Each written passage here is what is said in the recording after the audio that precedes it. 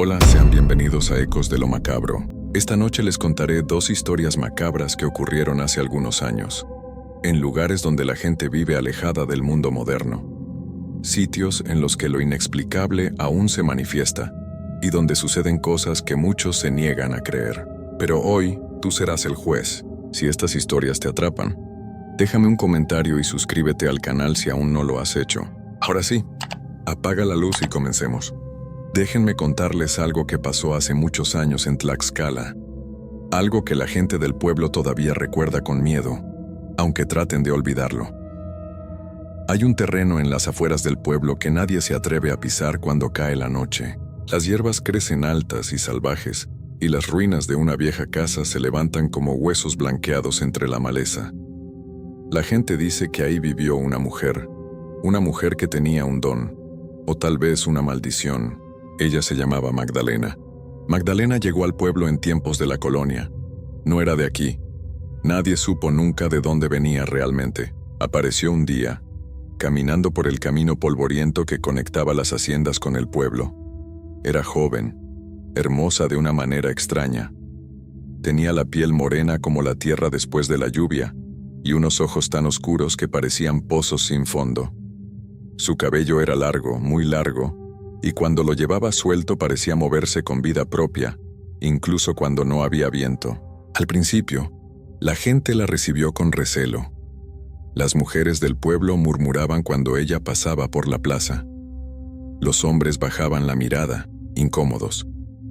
Pero Magdalena no parecía importarle. Se instaló en una casita abandonada a las afueras, cerca de los campos de maíz.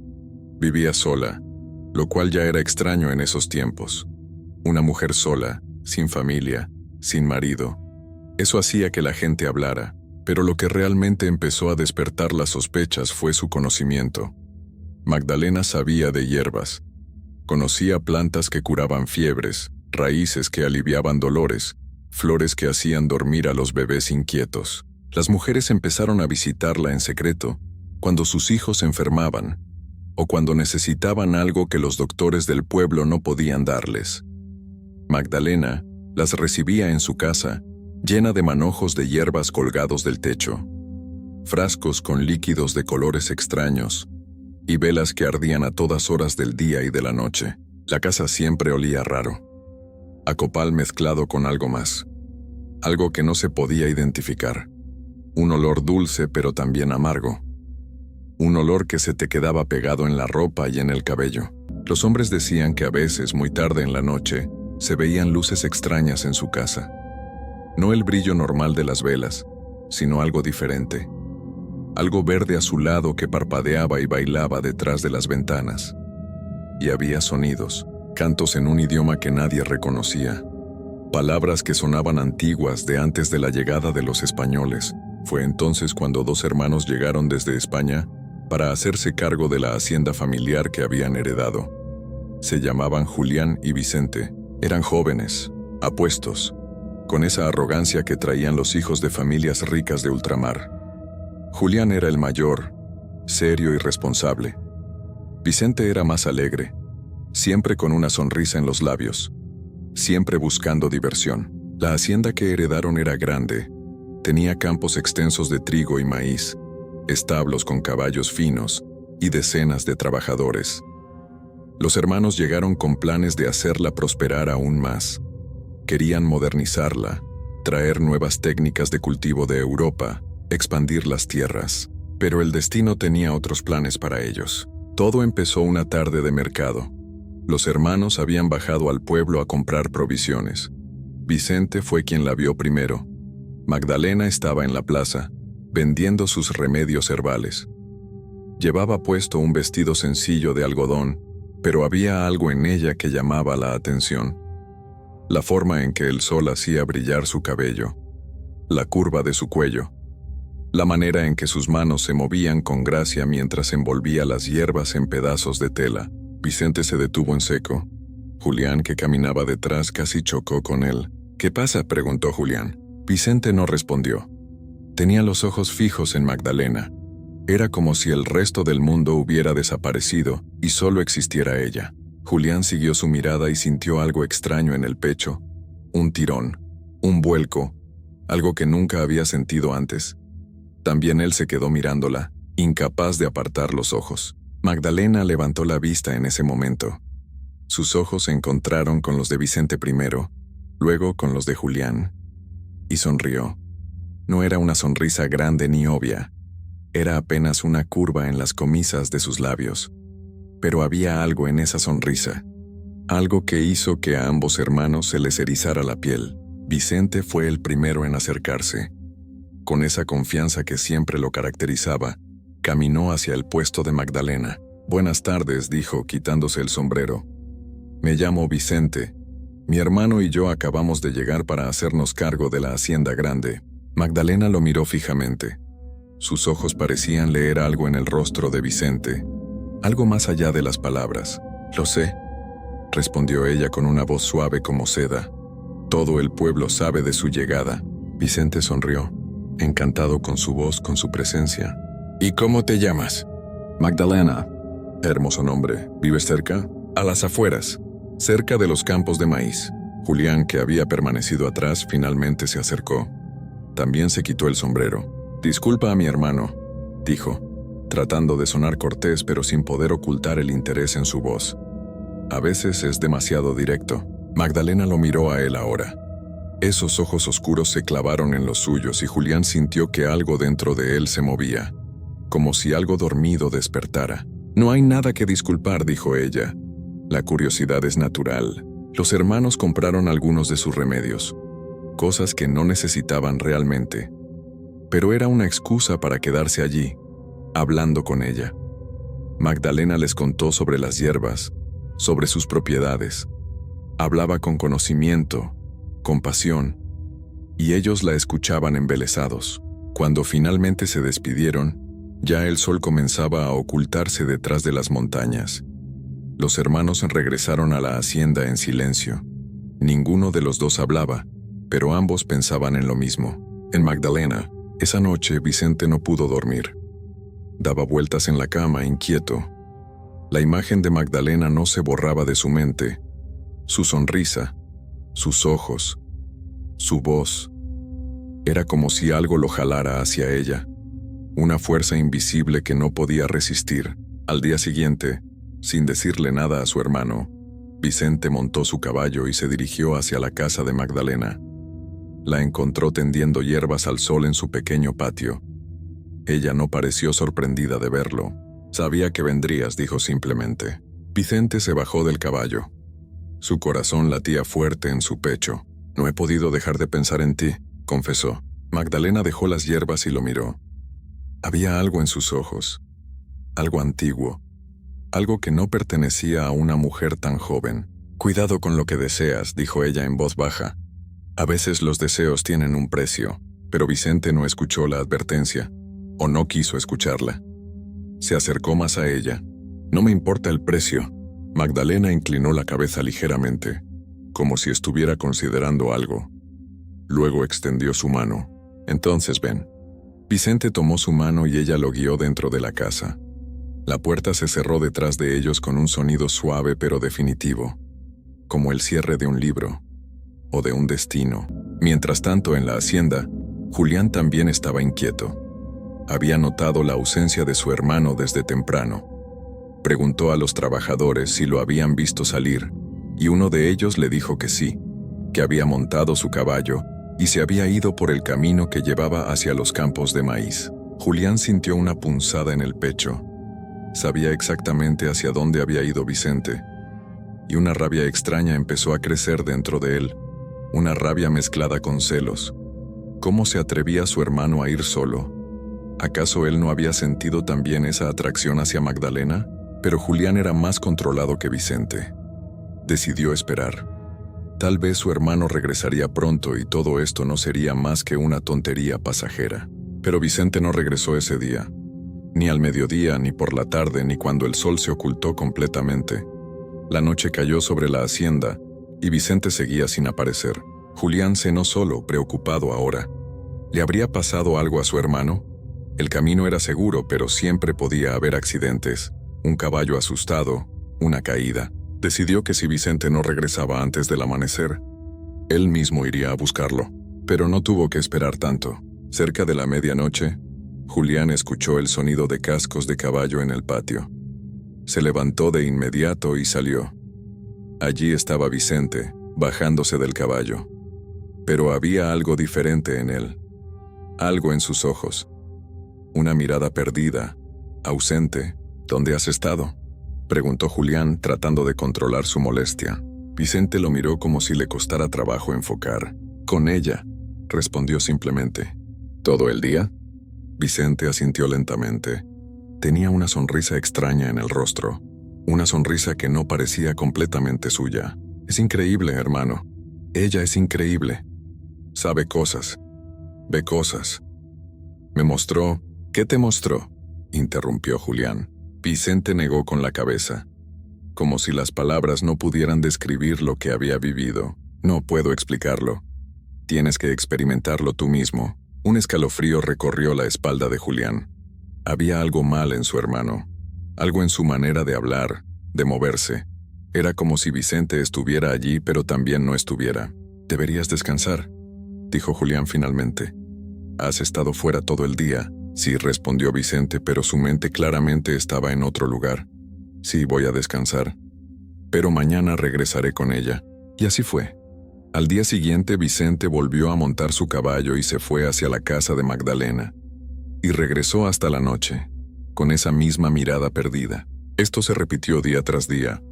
Vicente pasaba cada vez más tiempo con Magdalena, y cada vez que regresaba, parecía un poco más ausente, un poco menos él mismo. Los trabajadores de la hacienda empezaron a murmurar. Decían que el joven patrón estaba hechizado, que la mujer de las afueras le había hecho algo, que lo tenía amarrado con sus brujerías. Julián no sabía qué pensar. Por un lado estaba preocupado por su hermano, pero por otro lado esos celos que había sentido al principio seguían creciendo. Él también quería estar con Magdalena. Él también sentía esa atracción imposible de ignorar. Finalmente, una tarde, Julián tomó una decisión. Iría a la casa de Magdalena, hablaría con ella, le preguntaría qué le estaba haciendo a su hermano. Cuando llegó, encontró la puerta entreabierta. Vicente no estaba allí. Había salido temprano ese día para revisar unos asuntos de la hacienda. Julián entró sin llamar. La casa estaba en penumbras.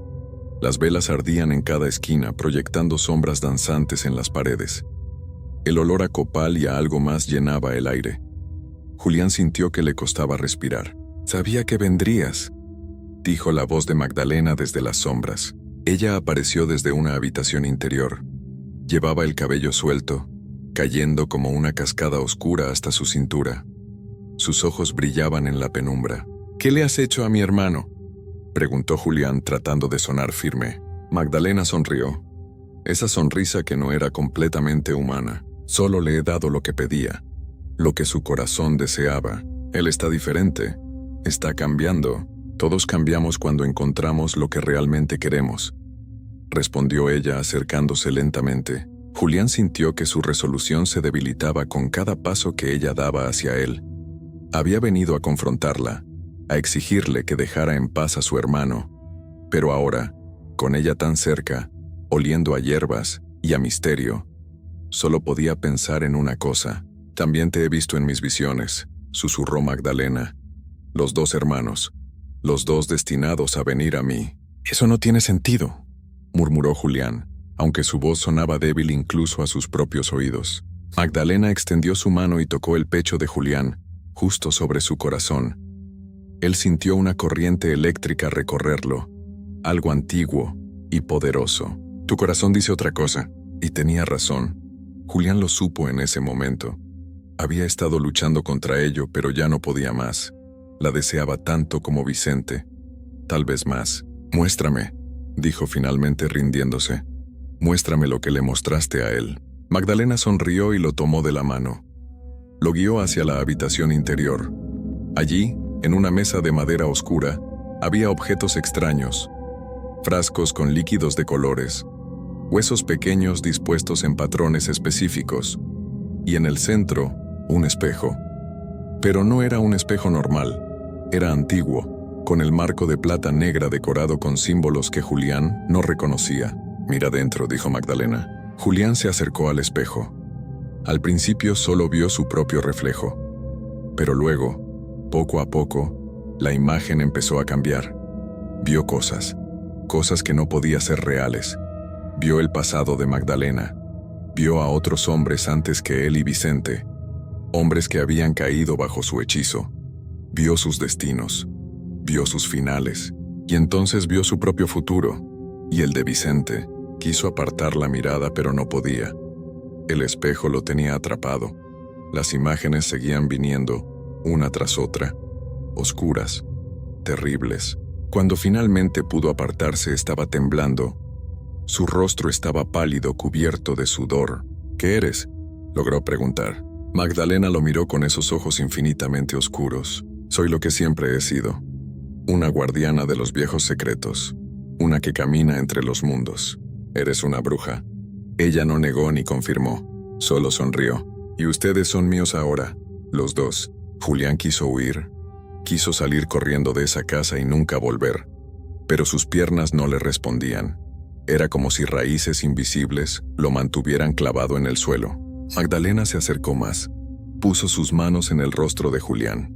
No tengas miedo, susurró. El destino ya está escrito. Lo vi hace mucho tiempo antes de que ustedes nacieran. No pueden escapar. Y entonces lo besó. Y en ese beso, Julián sintió que algo se rompía dentro de él. Algo fundamental. Como si una parte de su alma se separara y quedara atrapada en esa casa, con esa mujer. Cuando finalmente salió de allí, ya era de noche. No recordaba cuánto tiempo había pasado dentro. Podían haber sido horas o días. El tiempo parecía diferente en la casa de Magdalena. Regresó a la hacienda en estado de shock. Vicente estaba allí, esperándolo en la entrada. Cuando sus ojos se encontraron, ambos supieron. Supieron que los dos habían caído, que los dos estaban atrapados. Ya no hubo más palabras entre ellos sobre Magdalena, pero la tensión creció. Los hermanos empezaron a mirarse con recelo, con celos. Ambos querían estar con ella. Ambos necesitaban estar con ella, y ella los recibía a ambos. A veces a Vicente, a veces a Julián. Jugaba con ellos como un gato juega con ratones. Los hacía sufrir, los hacía desear, los hacía necesitar. Los trabajadores de la hacienda notaban que algo andaba muy mal. Los jóvenes patrones estaban cambiando. Se volvían más pálidos cada día, más delgados, más ausentes. La hacienda empezó a descuidarse. Los campos no se atendían como debían. Los animales se veían abandonados.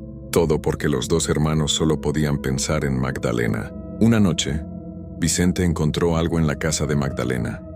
Un objeto que ella guardaba en un cofre de madera oscura. Era un collar, antiguo, hecho con piedras negras y rojas. Algo en ese collar llamó su atención. Algo malo. ¿Qué es esto?, preguntó sosteniéndolo en alto. Magdalena palideció. Fue la primera vez que Julián y Vicente la vieron perder la compostura. Déjalo, ordenó ella con voz dura. Eso no es para ti. Pero Vicente, en un impulso de rebeldía, se lo puso al cuello. Todo cambió en ese instante. Las velas se apagaron. Un viento frío entró en la casa aunque todas las ventanas estaban cerradas. Y Vicente empezó a gritar. El grito de Vicente no sonaba humano. Era algo gutural, algo que salía desde lo más profundo de su ser. Su cuerpo empezó a convulsionar. Sus ojos se pusieron completamente blancos. Julián trató de acercarse, pero Magdalena lo detuvo con un brazo extendido. Había pánico real en sus ojos. Miedo genuino. No te acerques, dijo ella. El collar está despertando algo. ¿Qué has hecho?, gritó Julián desesperado viendo a su hermano retorcerse en el suelo. Yo no hice nada, fue él. El collar no debía ser tocado, está maldito, lleva siglos maldito. ¿Y por qué lo tenías aquí? Porque mi deber es guardarlo, mantenerlo alejado de la gente. Pero las convulsiones de Vicente se detuvieron abruptamente. Su cuerpo quedó inmóvil en el suelo. Por un momento horrible, Julián pensó que había dejado de existir. Pero entonces Vicente abrió los ojos. Ya no eran sus ojos, eran completamente negros, sin blanco, sin iris, solo oscuridad. Se levantó lentamente, con movimientos rígidos, antinaturales. Cuando habló, su voz sonaba diferente, más grave, como si varias voces hablaran al mismo tiempo. Libre, dijo. Después de tanto tiempo libre. Magdalena retrocedió. Empezó a murmurar palabras en ese idioma antiguo que a veces usaba, palabras de protección. Pero Vicente, o lo que fuera que ahora habitaba en Vicente, la miró y rió. Una risa escalofriante que hizo temblar las paredes de la casa. Tus palabras ya no tienen poder sobre mí, bruja. Me has mantenido prisionero en ese collar durante generaciones, pero ahora tengo un cuerpo y voy a usarlo. Julián no entendía nada de lo que estaba pasando. Solo sabía que su hermano estaba en peligro. Se lanzó hacia él, tratando de quitarle el collar del cuello, pero cuando sus dedos tocaron el metal, sintió una quemazón terrible, como si el collar estuviera hecho de fuego líquido. Gritó y cayó hacia atrás, mirando sus manos que ahora tenían marcas rojas donde había tocado el collar. La cosa dentro de Vicente lo miró con diversión. Ah, el otro hermano. Qué conveniente. 2 cuerpos para elegir. Y entonces se lanzó sobre Julián. Magdalena reaccionó rápido. Tomó un frasco de su mesa y lo lanzó contra Vicente. El frasco se rompió y un líquido plateado salpicó sobre él. Vicente, o lo que estaba dentro de él, aulló de dolor. Era el sonido de algo muy antiguo sufriendo. Retrocedió, humeando donde el líquido lo había tocado. Eso no te salvará, gruñó. Ya estoy aquí, ya estoy libre. Y salió corriendo de la casa, adentrándose en la noche. Julián se levantó del suelo adolorido. ¿Qué fue eso? ¿Qué le pasó a mi hermano? Magdalena se veía más vieja de repente, cansada, derrotada. Era un espíritu oscuro que fue atrapado hace mucho tiempo por los antiguos sabios de estas tierras. Lo encerraron en ese collar. Me fue entregado hace años por mi maestra, quien lo recibió de la suya, y así hacia atrás por generaciones. Nuestro deber era mantenerlo guardado, mantenerlo dormido, pero mi hermano lo despertó. Magdalena asintió, y ahora está libre, y tiene el cuerpo de tu hermano. Julián se pasó las manos por el rostro. Nada de esto podía estar pasando. Nada de esto podía ser real. ¿Qué va a hacer?, preguntó finalmente. Magdalena lo miró con tristeza, lo que siempre hacen los espíritus oscuros cuando están libres. Causar dolor, causar caos. Se alimentará de la energía de la gente del pueblo. Los enfermará. Los hará ver cosas terribles.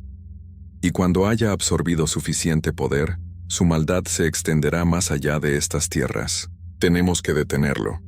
Tenemos que salvar a Vicente. Magdalena negó con la cabeza. Tu hermano ya no está. El espíritu consumió su esencia en el momento en que se puso el collar. Lo siento. Las palabras cayeron sobre Julián como piedras. Su hermano, su único hermano, ya no estaba. No, susurró. No puede ser. Pero en su corazón sabía que Magdalena decía la verdad. Lo había visto en esos ojos completamente negros. Vicente se había ido. Entonces tenemos que destruir al espíritu, dijo Julián con voz firme a pesar del dolor. Tenemos que hacer algo antes de que lastime a alguien más. Magdalena lo miró por un largo momento. Luego asintió. Hay una manera, pero es peligrosa y requiere un sacrificio, lo que sea. Ella caminó hacia un estante y sacó un libro antiguo. Las páginas estaban amarillentas, escritas en español antiguo mezclado con náhuatl. Lo abrió en una página marcada. Para devolver al espíritu al collar, necesitamos atraerlo de vuelta aquí. Y alguien debe sostener el collar mientras recito el conjuro. Pero sostener el collar, mientras el espíritu es forzado a entrar, destruirá a quien lo sostenga. Julián entendió de inmediato. Lo haré yo. No tienes que. Sí tengo que hacerlo, la interrumpió Julián. Es mi culpa. Los traje aquí, a esta tierra. Si no hubiéramos venido, si no te hubiéramos conocido, nada de esto habría pasado. Y es mi hermano, o lo que queda de él. No puedo dejarlo así. Magdalena cerró los ojos. Cuando los abrió de nuevo había lágrimas en ellos. Los vi a los dos en mis visiones hace mucho tiempo, confesó. Vi que vendrían. Vi lo que pasaría. Traté de cambiar el destino. Traté de mantener el collar mejor guardado, pero el destino siempre encuentra su camino. No es tu culpa, dijo Julián suavemente. Hiciste lo que pudiste. Esa noche prepararon todo. Magdalena dibujó símbolos en el suelo de su casa con cenizas especiales. Encendió velas en un círculo perfecto. Preparó las palabras que tendría que recitar. Y esperaron. No tuvieron que esperar mucho. Cerca del amanecer la puerta se abrió de golpe. Vicente o el espíritu dentro de él entró a la casa. Pero ahora se veía peor. Su piel tenía un tinte grisáceo. Sus ojos seguían siendo completamente negros. Y sonreía con una sonrisa terrible. «Sabía que regresarías aquí», dijo con esa voz múltiple. «Sabía que intentarías detenerme. Tienes que dejar ese cuerpo», dijo Magdalena con voz firme. «No te pertenece. El espíritu río. Todo me pertenece ahora. Este cuerpo, esta tierra, estas almas». Magdalena comenzó a recitar el conjuro. Las palabras fluían de su boca como un río antiguo. Las velas empezaron a brillar más intenso. Los símbolos en el suelo comenzaron a brillar con luz propia. El espíritu dejó de sonreír. Sintió el jalón del conjuro. Trató de resistirse. «No», gruñó, «no volveré, no puedes obligarme». Pero Magdalena continuó. Su voz se hizo más fuerte, más poderosa. Julián tomó el collar del lugar donde lo habían dejado, usando un trozo de tela para proteger sus manos. Pero sabía que cuando el espíritu fuera forzado a entrar, necesitaría sostenerlo con sus manos desnudas para mantenerlo atrapado. El cuerpo de Vicente empezó a convulsionar de nuevo. El espíritu estaba siendo arrancado de él. Una sombra oscura comenzó a salir de su boca, de sus ojos, de sus oídos. Una sombra que tenía forma vagamente humana pero que estaba hecha de pura oscuridad. «Ahora», gritó Magdalena. Julián dejó caer la tela y agarró el collar con sus manos desnudas. El dolor fue inmediato. Era como sostener brasas ardientes. Podía sentir su piel quemándose, podía oler su propia carne chamuscada. Pero no lo soltó. La sombra oscura gritó. Un grito que no era sonido sino pura agonía hecha vibración. Fue jalada hacia el collar, luchando cada centímetro del camino. Julián sintió que algo dentro de él también era jalado. Su fuerza vital, su esencia. El collar no solo estaba quemando su piel, estaba consumiendo su alma. El cuerpo de Vicente cayó al suelo, libre finalmente del espíritu. Pero no se movía. La sombra fue absorbida completamente por el collar. Hubo un destello de luz cegadora. Y luego silencio. Julián cayó de rodillas. Sus manos estaban destruidas, negras, quemadas hasta el hueso, pero seguía sosteniendo el collar. Magdalena se arrodilló junto a él. Tomó el collar con cuidado, usando sus propios poderes para protegerse, y lo guardó en el cofre, cerrándolo con candados de plata pura esta vez. Luego se volvió hacia Julián. «Lo lograste», susurró, pero Julián apenas podía escucharla. Podía sentir que se estaba yendo. El collar había tomado demasiado de él. «Mi hermano», murmuró. «¿Está bien?» Magdalena miró hacia donde yacía Vicente. Se acercó a él y puso su mano sobre su pecho. Cerró los ojos. Luego negó lentamente con la cabeza. «No puedo sentir nada. El espíritu lo consumió desde adentro, lo siento». Julián cerró los ojos. Lágrimas corrieron por sus mejillas. «Entonces es el final para ambos». Magdalena tomó su rostro entre sus manos. «Tu sacrificio salvó a muchos. El espíritu habría causado terrible sufrimiento. No era suficiente», susurró Julián. «Debí protegerlo mejor. Debí, pero no pudo terminar». Su respiración se volvió superficial. Su corazón comenzó a latir más despacio. «Lo enterraré a ti y a tu hermano juntos», dijo Magdalena suavemente, «y cuidaré el collar por el resto de mis días. Tu sacrificio no será en vano». Julián intentó sonreír. Luego su mano se aflojó. Su pecho dejó de moverse. Magdalena permaneció allí, sosteniendo a dos hermanos que habían venido a estas tierras buscando fortuna y habían encontrado solo tragedia. Lloró por ellos. Lloró por el destino que no pudo cambiar. Esa noche los enterró en su pequeño terreno, bajo un viejo ahuehuete. Marcó sus tumbas con piedras simples, y la gente del pueblo nunca supo realmente qué les había pasado a los hermanos hacendados.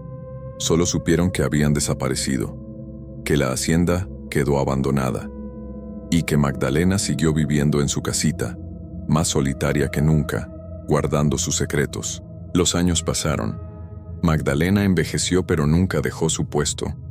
Siguió guardando el collar, asegurándose de que nadie más lo tocara. Cuando sintió que su tiempo llegaba a su fin, lo escondió en un lugar donde nadie pudiera encontrarlo fácilmente. Y luego, una noche sin luna, simplemente desapareció. Su casa fue encontrada vacía, sin señales de lucha, sin indicación de a dónde había ido. Algunos dicen que finalmente se fue a descansar. Otros dicen que todavía camina por estas tierras, vigilando, asegurándose de que el collar permanezca oculto, asegurándose de que nadie más sufra el destino de los dos hermanos. La casa se derrumbó con el tiempo. El terreno creció salvaje. Pero hay noches cuando la luna está oscura y el viento sopla desde los campos de maíz, en que la gente jura que puede ver luces en las ruinas. Luces verde azuladas que parpadean y bailan. Y si te acercas lo suficiente, si eres lo suficientemente valiente o lo suficientemente tonto, puedes escuchar voces. Una mujer cantando en un idioma antiguo, y dos hombres llamando en la oscuridad, buscando algo. O tal vez buscándola a ella. Nadie va a ese lugar ya. Los padres advierten a sus hijos que se mantengan alejados, que hay cosas en esta tierra que es mejor dejar en paz. Cosas de antes del tiempo. Cosas que no entienden las reglas del mundo moderno. Y el collar.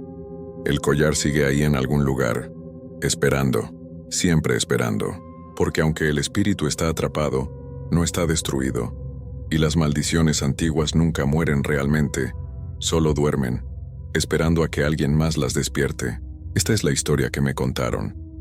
La historia de Magdalena, la bruja de las afueras, y de los dos hermanos que vinieron buscando fortuna y encontraron solo oscuridad. A veces me pregunto si es verdad, si realmente pasó. Pero luego recuerdo las noches en que he pasado cerca de esas ruinas, las luces que he visto, los sonidos que he escuchado, y entonces ya no me pregunto más, porque algunas cosas es mejor no cuestionarlas. Algunas cosas es mejor aceptar que el mundo tiene misterios que no podemos explicar, que hay fuerzas más allá de nuestra comprensión, y que algunas historias de terror son verdaderas. Hay cosas en mi infancia que no logro olvidar, por más que lo intente. Crecí en un rancho lejos de la ciudad, donde los días eran largos y las noches parecían interminables. Vivía con mis abuelos en una casa vieja rodeada de potreros y animales. Todo parecía normal durante el día, pero cuando el sol comenzaba a esconderse, todo cambiaba. Mis abuelos tenían reglas muy estrictas que nunca entendí cuando era niña. La más importante era que después de las 7 de la noche nadie podía salir de la casa, ni siquiera para ir al baño que estaba afuera. Mi abuela siempre dejaba una cubeta en el pasillo para esas emergencias nocturnas. Al principio pensé que era por comodidad o porque eran mayores, pero había algo en sus ojos cuando hablaban de eso que me hacía sentir incómoda. Cada noche, antes de que oscureciera completamente, mi abuelo recorría toda la casa revisando puertas y ventanas. Las cerraba con un cuidado casi obsesivo, pasando los pestillos 2 veces y verificando que las cortinas quedaran bien cerradas. No podía quedar ni un espacio por donde se pudiera ver hacia afuera, o peor aún, por donde algo pudiera ver hacia adentro. Mi abuela lo seguía con agua bendita, rociando las entradas mientras murmuraba oraciones que yo no entendía. Yo las observaba desde la mesa de la cocina, tratando de descifrar qué era lo que tanto temían. Cuando les preguntaba, solo me decían que eran costumbres de la familia, tradiciones que debía respetar sin cuestionar. Teníamos muchos animales en el rancho, gallinas, cerdos, algunas vacas y caballos, pero había un gallo en particular que siempre llamó mi atención. Era más grande que los demás, con plumas negras brillantes que parecían absorber la luz. Sus ojos eran extraños, de un color rojizo que brillaba incluso de día. Ese gallo nunca se mezclaba con los otros animales y siempre estaba solo en una esquina del corral. Lo extraño era su canto. Todos los gallos cantan al amanecer, eso lo sabe cualquiera. Pero este gallo cantaba a las 3 de la mañana en punto, todas las noches. Su canto era diferente al de los demás, más largo y con un tono que me ponía la piel de gallina. Era un sonido que no parecía natural, como si viniera de muy lejos o de muy adentro de algo oscuro. Cada vez que ese gallo cantaba, yo escuchaba a mis abuelos levantarse de inmediato. Sus pasos rápidos recorrían la casa mientras volvían a revisar cada puerta, cada ventana, cada rincón. Los escuchaba rezar en voz baja, sus palabras llenas de urgencia y miedo. Luego todo quedaba en silencio otra vez, excepto por ese canto maldito que parecía no terminar nunca. Una noche le pregunté a mi abuelo por qué ese gallo cantaba tan temprano. Él me miró con seriedad y me dijo que no debía preocuparme por eso, que solo era un gallo raro. Pero vi cómo su mano temblaba cuando se llevó el café a los labios. Vi cómo intercambió una mirada con mi abuela que decía mucho más de lo que sus palabras admitían. Los días pasaban y yo crecía, pero las reglas nunca cambiaban. Mis abuelos se volvían más estrictos conforme yo me hacía mayor y más curiosa. Me prohibían terminantemente asomarme por las ventanas después del anochecer. Ni siquiera podía acercarme a ellas. Si me encontraban cerca de una cortina, me regañaban con una intensidad que no usaban para nada más. Yo obedecía porque los quería y porque, honestamente, algo en mi interior me decía que ellos sabían algo que yo no debía saber.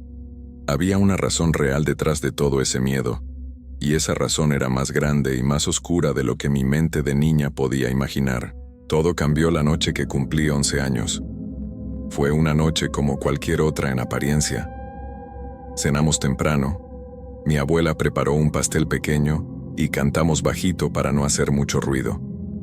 Siempre me pareció extraño que hasta mi cumpleaños tuviera que celebrarse en silencio, como si alguien o algo pudiera escucharnos desde afuera. Esa noche me costó dormir. Había algo en el ambiente que se sentía diferente, más pesado. El aire estaba quieto de una manera que no era normal. Ni siquiera se escuchaban los grillos que siempre hacían ruido en el campo. Era como si todo estuviera esperando algo. Me quedé acostada mirando el techo de mi cuarto, contando las vigas de madera que apenas podía distinguir en la oscuridad. Entonces, lo escuché. El canto del gallo negro. 3 de la mañana en punto. Pero esa noche sonó distinto, más fuerte, más insistente. Parecía que el animal estaba cantando justo afuera de mi ventana. Escuché los pasos apresurados de mis abuelos como siempre, sus murmullos de oraciones, el sonido de los pestillos siendo revisados una y otra vez. Pero yo no pude quedarme quieta esa vez. Algo dentro de mí necesitaba saber qué era lo que tanto miedo les causaba. ¿Qué era lo que pasaba allá afuera que hacía que 2 personas adultas temblaran de terror cada noche? Me levanté despacio de la cama, cuidando que las tablas del piso no crujieran bajo mis pies. Mi corazón latía tan fuerte que pensé que mis abuelos lo escucharían desde su cuarto. Caminé hacia la ventana de mi habitación, esa que daba directamente al potrero principal donde pastaban los animales durante el día. Mis manos temblaban cuando alcancé la cortina. Una parte de mí me gritaba que me detuviera, que obedeciera las reglas, que volviera a la cama y fingiera que nada pasaba. Pero la curiosidad era más fuerte. Necesitaba ver, necesitaba entender. Aparté la cortina apenas 1 centímetro, lo suficiente para poder mirar hacia afuera con un solo ojo. La luna estaba llena esa noche, e iluminaba el potrero con una luz plateada que hacía que todo se viera extraño, como si fuera un lugar que no pertenecía a nuestro mundo. Al principio no vi nada fuera de lo común, solo el pasto moviéndose levemente con una brisa que no podía sentir desde adentro. Los árboles en la distancia proyectaban sombras largas y retorcidas. Todo parecía normal, y por un momento pensé que mis abuelos simplemente estaban siendo exagerados. Pero entonces lo vi. Había algo en medio del potrero, una figura. Al principio pensé que era una persona agachada, tal vez alguien que se había metido a robar animales. Pero cuando mis ojos se acostumbraron mejor a la luz de la luna, me di cuenta de que lo que estaba viendo no era completamente humano. La figura era alta cuando se incorporó, demasiado alta para ser una persona normal. Sus extremidades eran largas y delgadas, pero se movían de una forma extraña, como si sus articulaciones estuvieran en lugares equivocados. Tenía algo en la cabeza que no podía distinguir bien, pero no era una cabeza humana normal.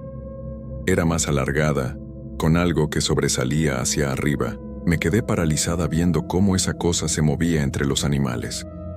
Los cerdos que dormían en su corral comenzaron a hacer ruidos nerviosos. Podía ver cómo se apartaban de las orillas, todos amontonándose en el centro, como tratando de alejarse de lo que estaba cerca de la cerca. La criatura se acercó al corral con movimientos lentos y calculados. No caminaba como camina una persona. Era más parecido a cómo se arrastra una araña, con esos movimientos bruscos entre pausa y pausa. Se detuvo junto a la cerca y extendió uno de sus brazos, si es que se les podía llamar brazos, hacia adentro del corral. No sé cómo lo hizo, pero uno de los cerditos pequeños comenzó a caminar hacia ella. El animal parecía estar en trance, moviéndose contra su voluntad hacia donde estaba esa cosa horrible. Los demás cerdos chillaban desesperados, pero ninguno se acercaba. Lo que vi después me persigue hasta el día de hoy. La criatura tomó al cerdito con esas manos que no eran manos. Lo levantó con una facilidad que no parecía natural para un animal de ese tamaño. El pobre cerdito ni siquiera luchó. Estaba como dormido o hipnotizado. Solo colgaba ahí, completamente quieto en el aire. Entonces la cosa acercó al animal a lo que supongo era su cara. No podía ver bien los detalles desde mi ventana, pero vi cómo se inclinaba sobre el cerdito. Hubo un momento de quietud absoluta, como si el mundo entero hubiera dejado de respirar. Y luego vi algo que mi mente tardó años en procesar completamente. El cerdito comenzó a encogerse, no de golpe, sino poco a poco, como si algo le estuviera sacando todo lo que tenía dentro. Su cuerpo se fue poniendo más y más flaco, la piel pegándose a los huesos. En cuestión de minutos, lo que había sido un cerdito regordete se convirtió en poco más que piel y huesos. La criatura lo sostuvo un momento más y luego lo dejó caer al suelo como si fuera basura. El cuerpecito golpeó la tierra con un sonido seco que pude escuchar incluso desde mi cuarto. No se movió. No hizo ningún ruido. Simplemente quedó ahí tirado, vacío. Yo quería gritar. Quería correr hacia la habitación de mis abuelos. Quería cerrar los ojos y despertar de esa pesadilla, pero no podía moverme. Era como si mis pies estuvieran pegados al piso y mis manos congeladas sosteniendo la cortina. La criatura se quedó ahí parada unos segundos más, mirando hacia los otros animales que seguían chillando aterrorizados. Por un momento horrible pensé que iba a tomar otro, pero entonces, lentamente, comenzó a voltearse. Giró su cabeza primero, esa cabeza deforme que no era ni de persona ni de animal, sino algo intermedio y completamente equivocado. Y entonces miró directamente hacia mi ventana, directamente hacia donde yo estaba escondida detrás de la cortina. No tenía ojos normales. Eran dos puntos de luz roja que brillaban en la oscuridad, exactamente como los ojos del gallo negro. Me miraron con una intensidad que sentí atravesarme el cuerpo completo. Supe en ese instante que me había visto, que sabía que yo estaba ahí espiando. Solté la cortina de golpe y me tiré al suelo, mi corazón latiendo tan rápido que pensé que iba a explotar. Me arrastré hasta la cama y me metí debajo de las cobijas, temblando incontrolablemente. Cerré los ojos con fuerza y recé todas las oraciones que mi abuela me había enseñado, una tras otra sin parar. No sé cuánto tiempo pasé así. Podían haber sido minutos u horas. Solo sé que en algún momento escuché a mi abuelo gritando mi nombre desde el pasillo. Su voz sonaba desesperada, asustada de una manera que nunca le había escuchado antes. Salí de debajo de las cobijas y abrí la puerta. Ahí estaban mis dos abuelos con las caras completamente pálidas.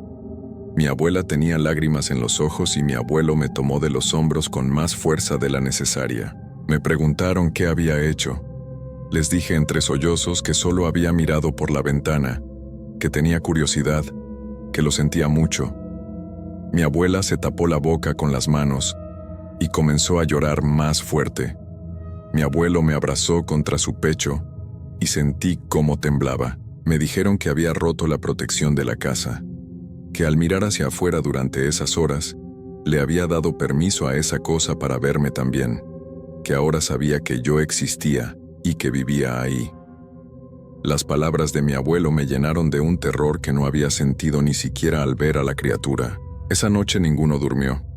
Mis abuelos me mantuvieron con ellos en la sala, rodeada de velas y crucifijos. Rezaron sin parar hasta que el sol comenzó a salir. Solo entonces se relajaron un poco, pero el miedo no se fue de sus ojos. Cuando amaneció completamente, mi abuelo salió al potrero. Yo lo vi desde la ventana de la sala, ahora en la luz del día que hacía que todo pareciera menos terrible. Lo vi caminar hacia el corral de los cerdos y agacharse junto a algo pequeño en el suelo. Volvió con una pala y una sábana vieja. Envolvió el cuerpo del cerdito y lo llevó hasta detrás de la casa. Lo vi cavar un hoyo profundo y enterrarlo ahí. Pero lo que me llamó la atención fue que no parecía sorprendido. Sus movimientos eran automáticos, como si hubiera hecho esto muchas veces antes. Cuando mi abuelo entró a la casa, tenía tierra en las manos y una expresión de cansancio profundo en el rostro. Se lavó en el lavadero de afuera antes de entrar, tallándose las manos una y otra vez como si quisiera quitarse algo más que la tierra. Mi abuela le sirvió café sin decir palabra y los dos se sentaron en la mesa de la cocina. Yo estaba en el marco de la puerta, sin atreverme a entrar pero sin poder irme tampoco. Necesitaba respuestas. Necesitaba entender qué era lo que había visto y por qué mis abuelos parecían resignados a vivir con eso. Mi abuelo finalmente me miró y me hizo una seña para que me sentara con ellos. Mi abuela no dejaba de apretar su rosario entre las manos, los nudillos blancos de la fuerza con la que lo sostenía. Me senté despacio, sintiendo el peso de lo que estaba por escuchar. Me dijeron que lo que había visto anoche no tenía nombre, al menos no uno que ellos conocieran. Que esa cosa había estado apareciendo en el rancho desde antes de que yo naciera, desde antes incluso de que mis padres fueran niños. Nadie sabía qué era exactamente, ni de dónde venía. Mi abuelo me explicó con voz cansada que la criatura no aparecía todas las noches, solo algunas veces al mes, siempre a las 3 de la mañana. Y siempre, el gallo negro cantaba antes de que llegara. Era como una advertencia, me dijo, o tal vez era algo peor. Tal vez el canto del gallo era lo que le abría el camino a esa cosa para entrar a nuestro mundo. Les pregunté por qué no se habían ido del rancho. ¿Por qué seguían viviendo ahí sabiendo lo que acechaba en las noches? Mi abuela me explicó entre lágrimas que esta era la tierra de la familia, que había estado en nuestra sangre por generaciones. Además, me dijo con una tristeza horrible en la voz, habían intentado irse una vez cuando mi papá era pequeño, pero la cosa los siguió. Apareció en el pueblo donde se mudaron, así que volvieron, porque al menos aquí sabían cómo protegerse. Las reglas existían por una razón, me dijeron. Mientras nadie mirara hacia afuera, mientras mantuvieran todo cerrado y rezaran cuando el gallo cantaba, la cosa se conformaba con algún animal pequeño de vez en cuando. Era un precio terrible de pagar, pero era mejor que la alternativa. Pero ahora yo había roto esa protección. La había mirado directamente y ella me había visto a mí. Mi abuela comenzó a llorar otra vez y mi abuelo apretó mi mano con fuerza. Me dijeron que teníamos que tener mucho cuidado de ahora en adelante, que no podía volver a desobedecer nunca, que mi vida dependía de ello. Los días siguientes fueron los más largos de mi vida. Cada noche esperaba escuchar el canto del gallo negro con un terror que me dejaba sin respiración. Dormía poco y cuando lo hacía, soñaba con esos ojos rojos mirándome a través de la ventana. Mis abuelos tampoco dormían bien. Los escuchaba levantarse varias veces por noche para revisar la casa. Una semana después de aquella noche terrible, mi abuelo tomó una decisión. Lo vi salir al corral al amanecer con un cuchillo grande en la mano y una determinación en el rostro que no le había visto antes. Mi abuela estaba junto a él con los ojos cerrados, rezando en voz alta. Fueron directo hacia el gallo negro. El animal los vio acercarse, pero no se movió.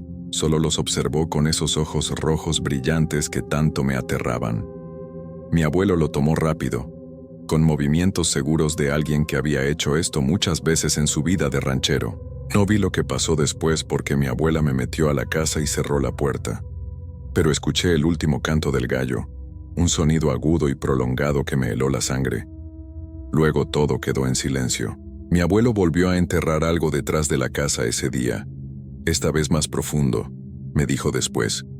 Y mientras lo hacía, mi abuela roció agua bendita por todo el rancho, en cada esquina, en cada ventana, en cada puerta. Esa noche esperamos las 3 de la mañana con un miedo diferente. No sabíamos si lo que mi abuelo había hecho funcionaría o si solo empeoraría las cosas.